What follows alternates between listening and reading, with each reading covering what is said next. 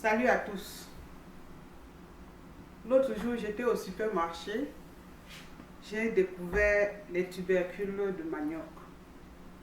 Et je me suis dit, tiens, vous savez, au Cameroun, ça fait partie de l'alimentation quotidienne de 80% de la population.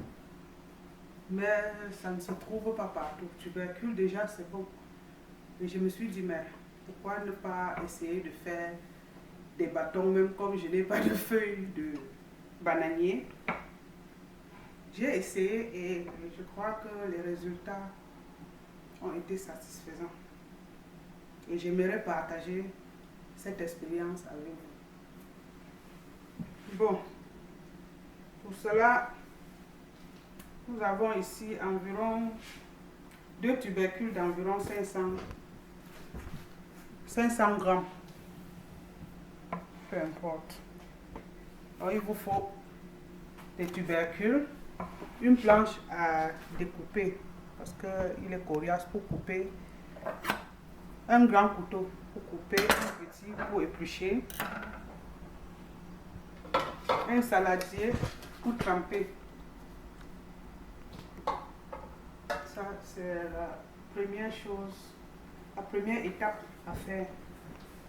Nous allons éplucher notre manioc.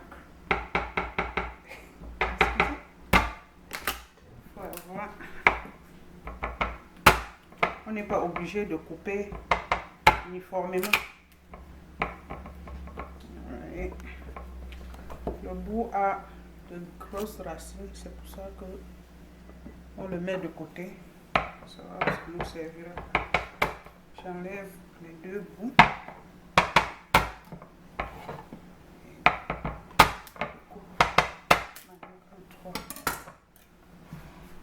Là, je vais l'éplucher. Vous envoyez le couteau pour essayer d'extraire la fine, pour que ça s'enlève facilement. La peau, dès que vous avez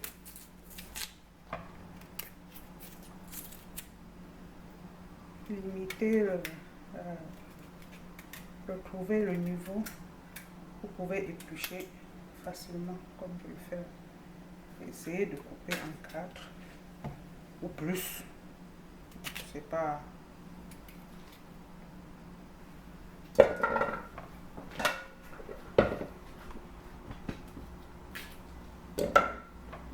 Essayez quand même d'avoir plus ou moins de morceaux uniformes pour que ça puisse ramollir au même moment. Ici, je pense que je devrais faire 3. 4.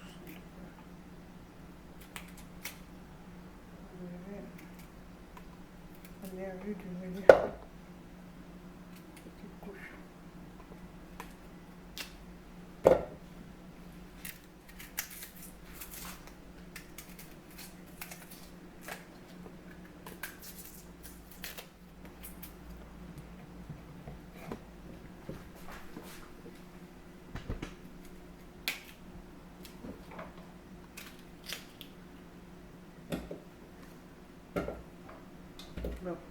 Un couvert d'eau froide jusqu'à recouvrir complètement les tubercules. Je les lave. J'essaie déjà de les rincer. Voilà. Et puis les recouvrir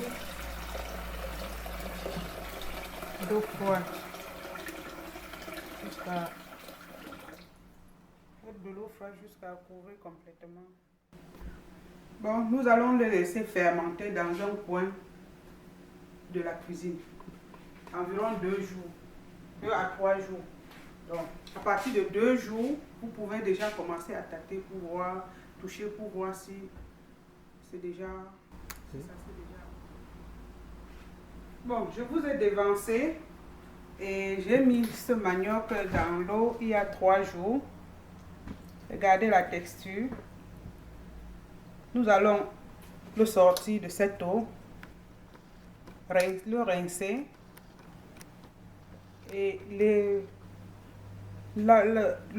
rincer, enlever les fibres et presser pour enlever toute l'eau et utiliser notre moulin plongeant pour rendre cette pâte,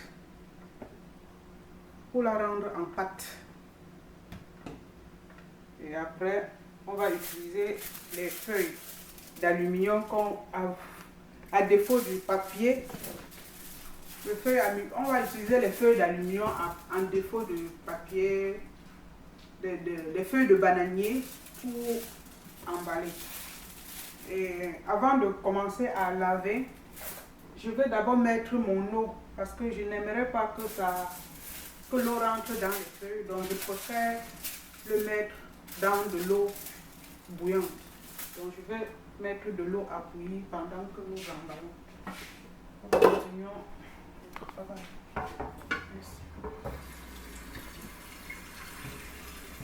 Prendre une casserole suffisamment large pour ne pas avoir à plier nos bâtons. Nous allons devoir laver.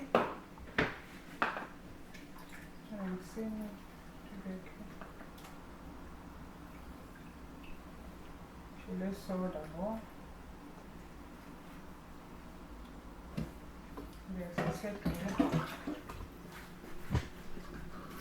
L'eau a une odeur pas très agréable, mais c'est normal.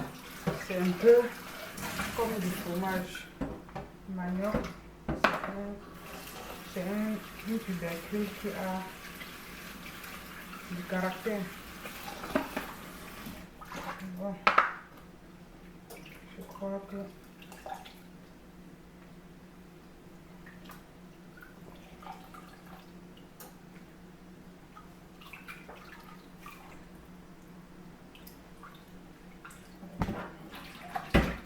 presser l'eau entre la paume de main. Mettez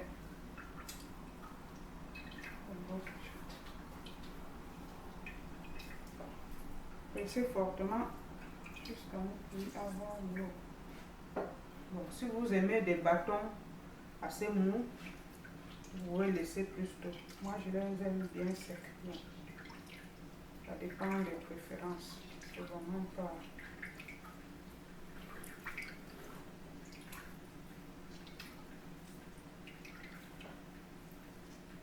Vous pouvez aussi, pour faciliter la tâche, si vous ne pouvez pas le faire comme ça, mettre dans un torchon propre et presser dessus. Parce que généralement, quand c'est en grosse quantité, on n'a pas le temps de faire ceci. On met dans des tamis géants et on pose des charges, des pierres ou je ne sais pas.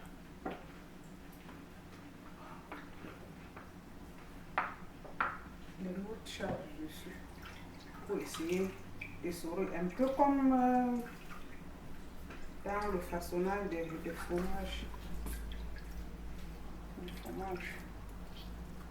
Bon, je crois que je vais devoir trier. Voir s'il n'y a plus de nervures ou de taches de morceaux.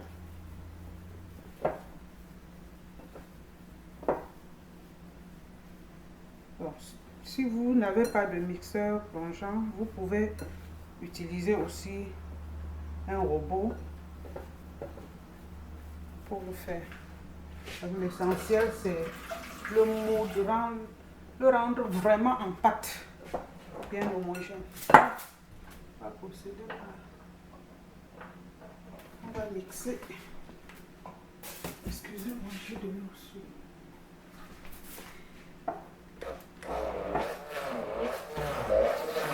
Mon mixeur, il est tout vieux, mais je pense qu'il va arriver au bout. devrais déjà le changer. Il n'est pas très facile. Mais il travaille beaucoup.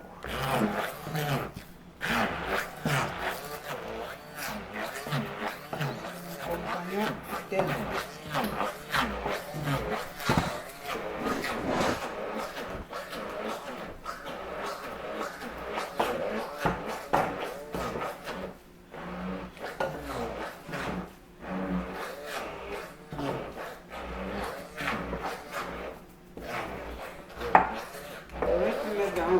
Mais j'aime bien celui-ci parce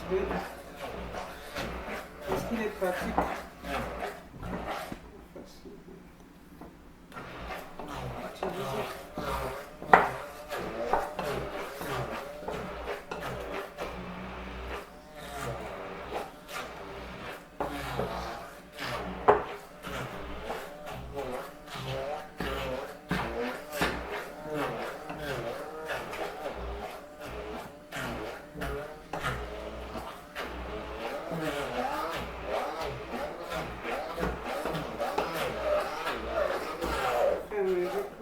Oh, il est vraiment malade.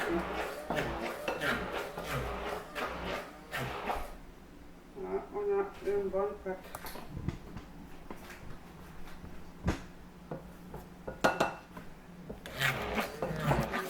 La précaution, je vais prendre la pâte pour être sûr que je n'aurai pas de morceaux. Voilà. C'est bon. Bon, je crois qu'on va bien manger. Nous avons déjà notre pâte et je pense qu'on va passer au façonnage de nos bâtons.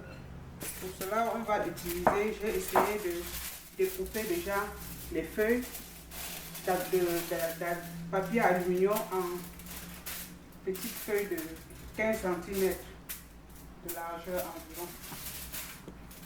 Vous la mettez sur votre plan de travail ou sur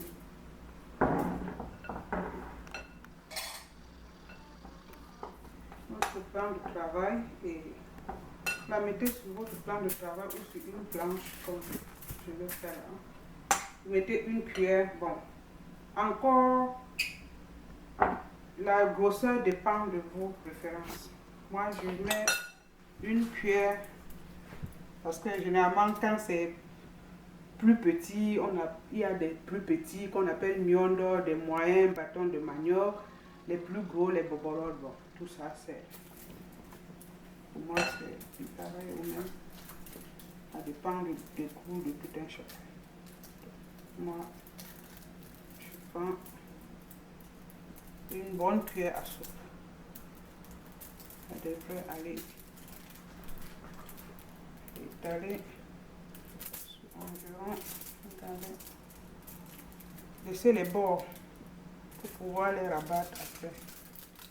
Et essayer de rabattre directement, pardon, c'est délicat. Rabattre directement, bien serré. Et là, l'opération, vous voulez en serrant.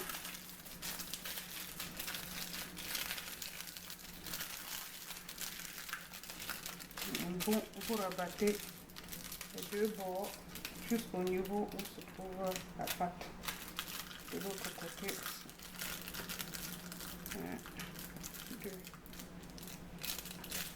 Voilà.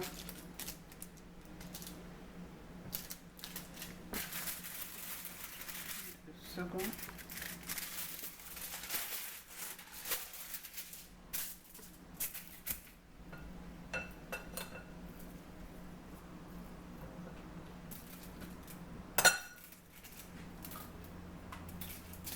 Donc vous le faites, si vous trouvez qu'il y a encore des fibres, essayez de les enlever.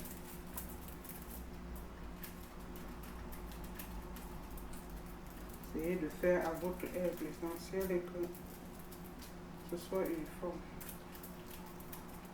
Donc là j'ai dépassé un peu.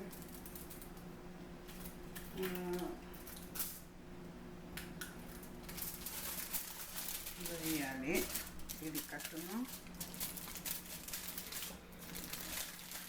Voilà.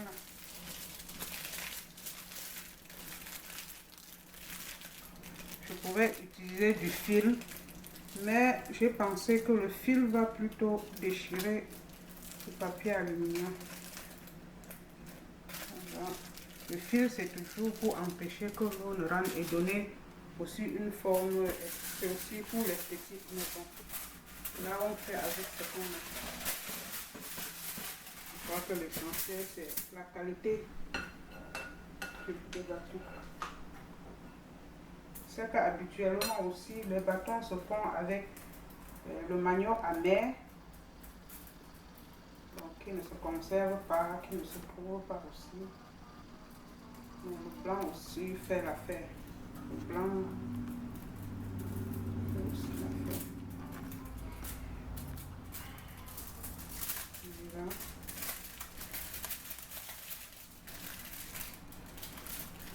On va même répéter l'opération jusqu'au dernier.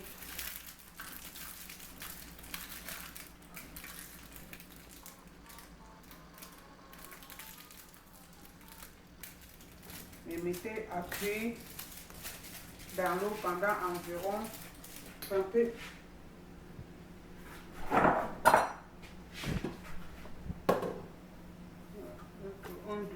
Nous allons attendre un peu quelques temps, c'est déjà bon. On va le faire bouillir. Quand vous mettez dans l'eau, veillez à ce que la partie, que le bout soit au-dessus pour éviter que cette partie soit au-dessus pour éviter que l'eau ne rentre. Bon, les 20 minutes sont passées. Nos bâtons, je pense qu'ils sont cuits. Et j'ai essayé de les sortir de l'eau. Il n'y en avait même plus beaucoup. Et surtout, il faut les manger froids. Là, j'essaye de les défaire en pot chaud. Ils sont mieux. Parce que la plupart du temps, ils sont légèrement collants quand ils sont chauds. Et je pense que ils ont été suffisamment protégés. Waouh! Waouh! Waouh! Je crois que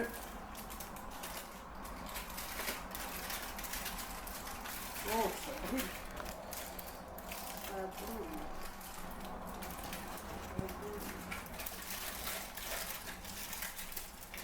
De toute façon, je n'ai pas besoin de... C'est un peu chaud, mais c'est juste parce que je veux... Il a dit qu'elle travaille jusqu'à 22h, c'est un travail pour le matin.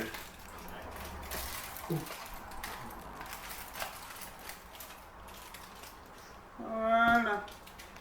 Je vous montre déjà les deux qui sont faits. Ils sont défaits. Vous pouvez accompagner soit vos mets de pistache, on verra plus tard une prochaine fois, ou de la grillade, ou la pâte d'arachide fait maison. Vous trouverez ça sur mon blog.